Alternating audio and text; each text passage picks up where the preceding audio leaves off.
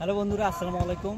আজকে আমরা বগুড়া ফুটবল একাডেমির পক্ষ থেকে এসেছি রংপুর মেরিন একাডেমিতে এবং ভিজিট করছি পুরো মেরিন একাডেমি। এখানে কি আছে সেই পুরো বিষয়টাই আমরা আজকে ঘুরে ঘুরে দেখছি, জানছি। এখানে যারা অফিসার আছেন তারা খুব সুন্দরভাবে আমাদেরকে এই জায়গাগুলো দেখাচ্ছে। যেমন আমাদের পিছনে রয়েছে প্যারেড গ্রাউন্ড, এখানে দেখতে পাচ্ছেন যে বাস্কেটবল খেলা হচ্ছে এবং এত চমৎকার চমৎকার জায়গা আছে, খেলার মাঠ রয়েছে, মসজিদ রয়েছে, এখানে নেই এমন কিছু নেই।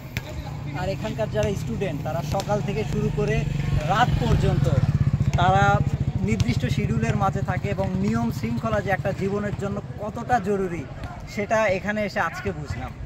এবং এই স্টুডেন্টরাই এখান থেকে তারা শিখে জানে এবং সেই শিক্ষা নিয়ে তারা কিন্তু বাংলাদেশের যে বড় বড় জাহাজগুলো রয়েছে সেখানে গিয়ে তারা তাদের এই শিক্ষাটা কাজে লাগায়।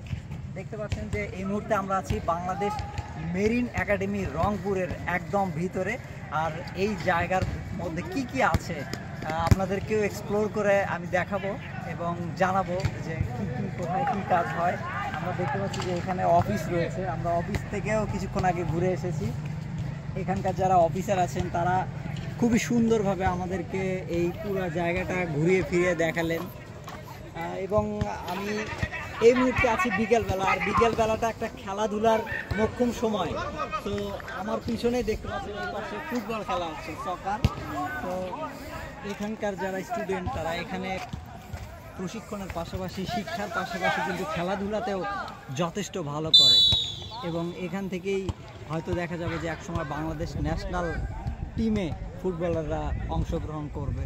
এবং এখানে বিনোদনের পাশাপাশি শিক্ষা তো রয়েছে এবং 24 আওয়ার এখানে যারা স্টুডেন্ট আছে তারা নির্দিষ্ট নিয়ম শৃঙ্খলার মধ্য দিয়ে অতিবাহিত হয় তাদের সময়গুলো এবং তারা জীবনের সবথেকে ভালো সময় এখানে কাটাচ্ছে এবং পরবর্তী জীবনে তাদের যে কর্মজীবন সেটি অনেক সাফল্যমণ্ডিত হবে, এটা বোঝাই যাচ্ছে।